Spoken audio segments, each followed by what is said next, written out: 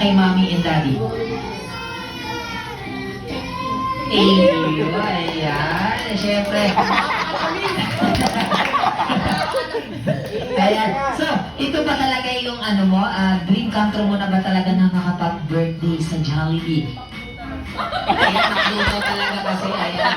So, ito lang daw po kasi, yung Jollibee lang po kasi free ngayon na yung araw or may slot yata. Ayan. So, sino ba yung favorite character mo sa magkakaibigan?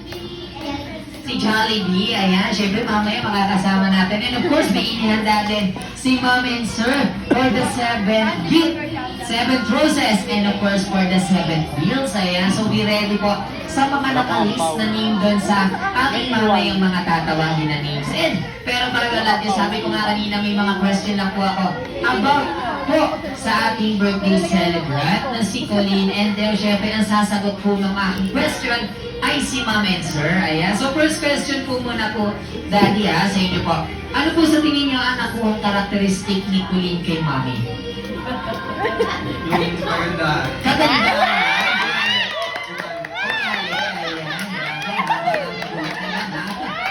Nakaganon si Mami. Oy, bukod po dun sa ugali at kagandahan, ano pa po? Talino. Very smart, ayan. Okay, thank you very much po. And of course, dito. Ma'am, maganda ang sagot ni Sir, ha? Pero sa inyo naman po, sa tingin niyo naman po, ano naman po yung sa tingin niyo nakuhang karakteristik ni Colleen kay Dad? Ilong. Ilong! Ano po ba yung ilong ni Daddy? Okay. Sige, ma'am.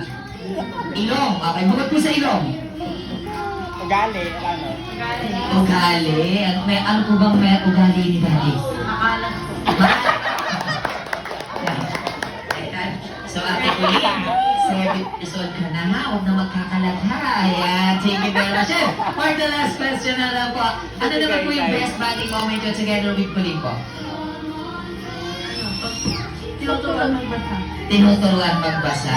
Ayan. Yung tutok ng sa letter. Ano po? Diba dami yung tutok sa letter? Doon po ba nalabas ang inyong entry? Ayan, thank you very much po, ma'am. And of course, for the last naman po, Daddy, ano naman po yung best bonding moment you together with Colleen po? Pag nagda-Jollibee. Games, Ay, yan. tapos laro. Ayun, maglaro, playing time. And syempre, once again, para naman po natin ang proud parents, Mommy and Daddy. And of course, ano ba pangalan ni baby? Ayan. Ano po? What's your name? Ayan, Christy. Si baby ko. Ayan. Ano naman ang name ng iyong kapatid, ate? Ano? Bukay ka yan. Ayun yung nickname ni baby. Nickname, Bukay ka, tama po. Dami magandang pangalan po, Bukay ka.